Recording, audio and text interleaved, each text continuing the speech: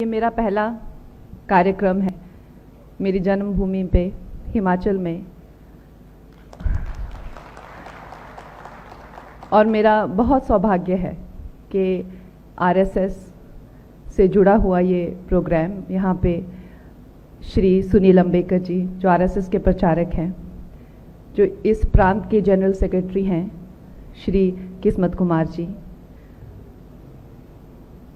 और विश्व संवाद केंद्र शिमला ने ये प्रोग्राम जो है वो आयोजित किया है। तो आप सबका बहुत धन्यवाद। दोस्तों, आरएसएस के प्रति मेरी उत्सुकता बहुत पहले से रही है। मेरी जो क्रांतिकारी विचारधारा है वो कहीं ना कहीं आरएसएस से मिलती है। मेरा सौभाग्य नहीं मिला मुझे कि मैं आरएसएस से बचपन से जुड़ सकूं, लेकिन उसके बाद जब मुझे इस बात का ज्ञान हुआ कि ये क्या विचारधारा है और ये क्या चाहते हैं या ये क्या करना चाह रहे हैं, तो मैंने इसके बारे में स्वयं पता किया, पढ़ाई की और उससे जुड़ी। दोस्तों, 1925 में जब आरएसएस की नींव रखी गई थी तो उस वक्त हमारा देश परतंत्र था, लेकिन सिर्फ गुलामी ही हमारी प्रॉब्लम नहीं थी। गुलामी के साथ साथ सबसे बड़ी हमारी प्रॉब्लम ये थी उस टाइम, जो हम जिस चीज़ से जूझ रहे थे, कि अगर हम अंग्रेज़ों के चंगुल से निकल भी जाएं तो कभी मुगल, कभी पुर्तगाली, कोई ना कोई आकर हमें गुलाम कर ले रहा है। तो हम में ऐसी क्या कमी है? हमारा शत्रु शक्तिशाली हो सकता है, लेकिन हमेशा ही थोड़ा ना कि कोई भी आके कुछ 100 पुर्तगाली आके हमें गुलाम, तो कुछ ना कुछ तो हम में कमी रही होगी। तो आरएसएस के द्वारा ये बात का आभास किया गया कि हम में संगठन की कमी है और हमारी जो देश है उसे संगठित करने का प्रयास किया गया। अब आरएसएस के लगभग 100 साल होने को आ रहे हैं 25 में। तो इन 100 सालों में आप देखिए कि इन्होंने हमारी जो चेतना है, जो हिंदू की चेतना है, जो सत्य सनातन की जो चेतना है, उसकी चिंगारी जगाई है। तो आप देख पा रहे हैं कि जब से जिन लोगों को इन्होंने ट्रेन किया है, चाहे वो हमारे यशस्वी प्रधानमंत्री जी हों, वो खुद कहते हैं, अगर आप उनसे कभी पूछें कि आप में ये जो, आप साधारण मानव नहीं हैं, जो आप में जो ये शक्तियां हैं कहाँ से आती हैं ये, तो वो कहते हैं जो मेरी ट्रेनिंग हुई है, वो अपने सारी सफलता का श्रेय जो है अपनी ट्रेनिंग को ही देते हैं। तो जब से ये आरएसएस के द्वारा जो ट्रेन किए गए इंडिविजुअल्स हैं, उनके हाथों में जब से देश आया है, तो आप देख रहे हैं जो 70 सालों में नहीं हुआ वो मात्र 8-10 सालों में हो गया। तो दोस्तों, ये जो चेतना की हम बात कर रहे हैं, ये जो चेतना है, विचारधारा की जो चेतना है, विचारधारा की जो चिंगारी है, इसकी क्या शक्ति है वो आपसे बढ़कर कौन जान सकता है। आप इन्फ्लुएंसर्स हैं, आपका नाम ही प्रभावित करना है, लोगों को इन्फ्लुएंस करना है। आप जानते हैं कि किस हद तक लोग इन्फ्लुएंस हो सकते हैं, और पिछले कई सालों में हमने इसके कई उदाहरण देखे हैं।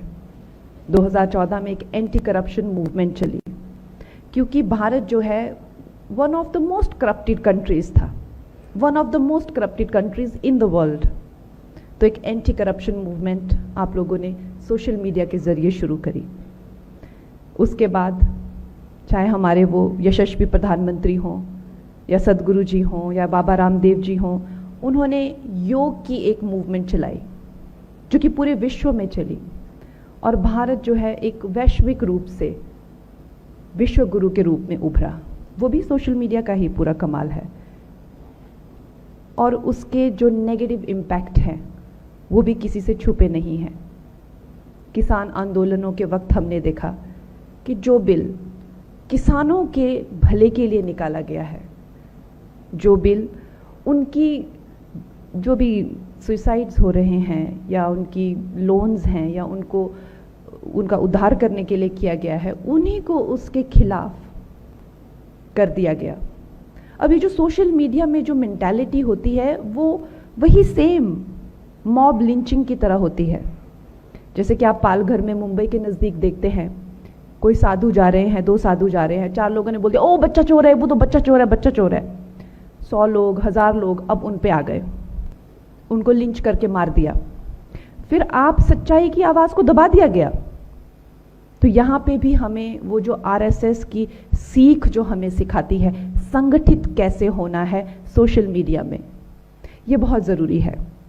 अगर सच्चाई की आवाज़ संगठित नहीं होगी तो ये मॉब लिंचिंग, और जैसे आपने देखा कि फार्मर्स आंदोलन को टेररिस्ट तक ने, खालिस्तानियों ने हाईजैक कर लिया। और यूज़ किसे किया? सिर्फ मासूम किसानों को, उनकी विचारधारा को हाईजैक करके, उन्हें बहला फुसला के सोशल मीडिया के द्वारा इतना ज़्यादा शोर मचा दिया, इतना ज़्यादा शोर मचा दिया कि कोई किसी को समझा ही नहीं पा रहा है। तो दोस्तों, उस वक्त ये जो सत्य की आवाज़ है, इसे कैसे संगठित होना है, ये हमें आना चाहिए। और इसके लिए मैं चाहती हूँ कि आप जो मेरे यहाँ इन्फ्लुएंसर्स फ्रेंड्स हैं हिमाचल प्रदेश में, आप लोग बहुत अच्छा काम कर रहे हैं।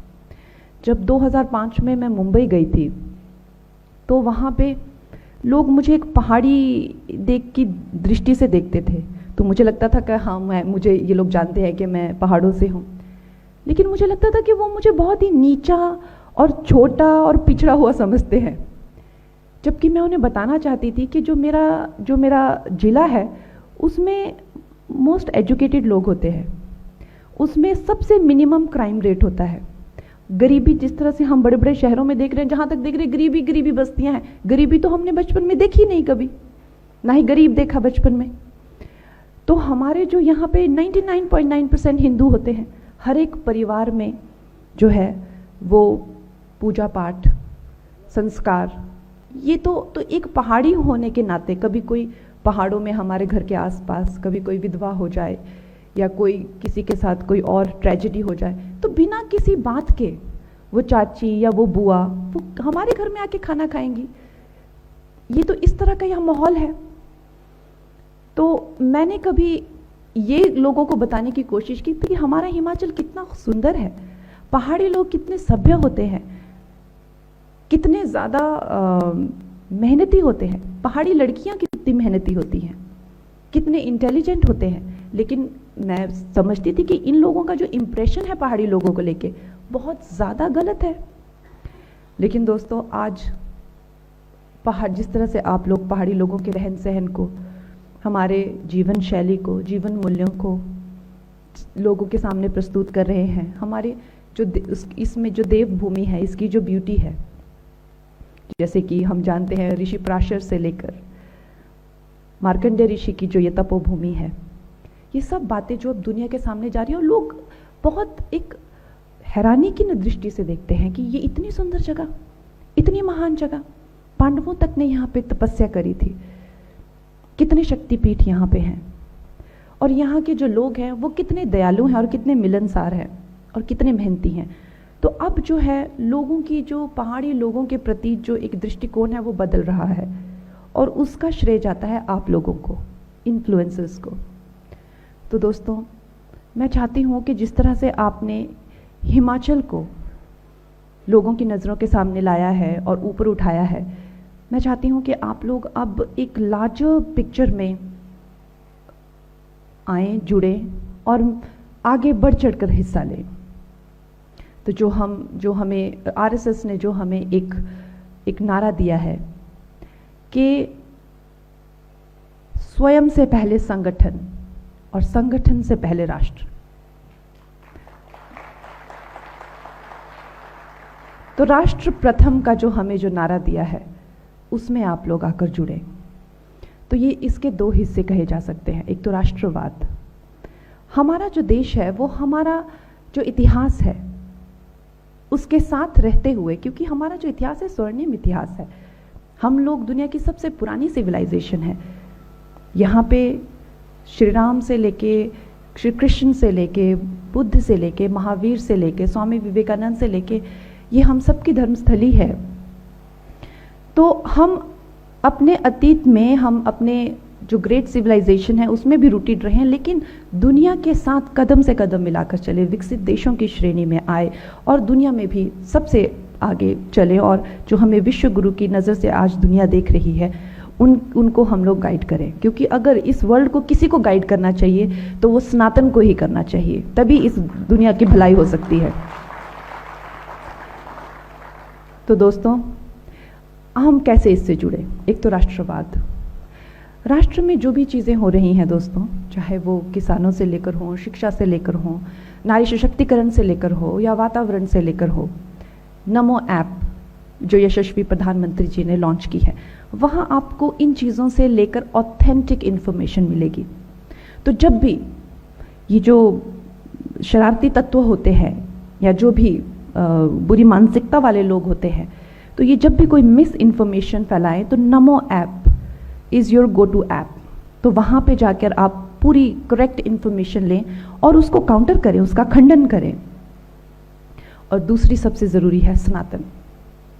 सनातन जो है वो देखिए हमारे लिए, हिंदुओं के लिए जो है वो हमें सत्य सनातन की रक्षा करना है, उसका प्रचार करना, ये हमारा कर्तव्य है, ये धरोहर हमारी है, ये संपत्ति हमारी है। तो इसका प्रचार, इसकी रक्षा करना हमारा काम है दोस्तों। और इससे रिलेटेड भी बहुत ज़्यादा मिस इन्फॉर्मेशन, बहुत गलत गलत चीज़ें फैलाई जाती हैं, हर दिन फैलाई जाती है।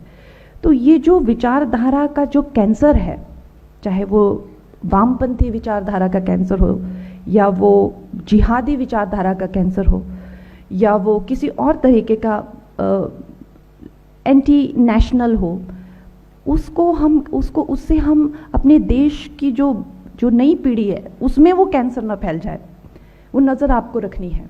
और आपको इस तरह का एक इन्फ्लुएंस लोगों पर रखना है कि वो ये समझें कि कभी भी असत्य जो है वो सत्य पर जीत नहीं पा सकता। तो दोस्तों, हमारे जो धार्मिक स्थल है उनका प्रचार करना, हमारी जो आइडियोलॉजी है, चाहे वो श्रीमद् भगवत गीता से कितने साइंटिस्ट्स, कितने मैथमेटिशियंस पूरी दुनिया में प्रभावित हो रहे हैं, लेकिन मैं देखती हूँ कि हमारे देश में कहीं ना कहीं हम फेल हो जाते हैं उन्हीं चीज़ों को क्रेडिट देने में।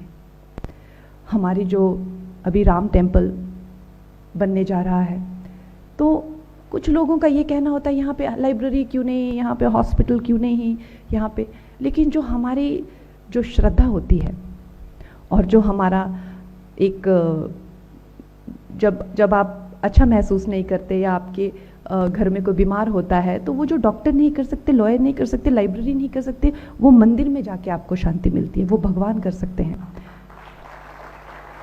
तो दोस्तों, आप इस मूवमेंट से आकर जुड़े और आप मेरे हिमाचल के जो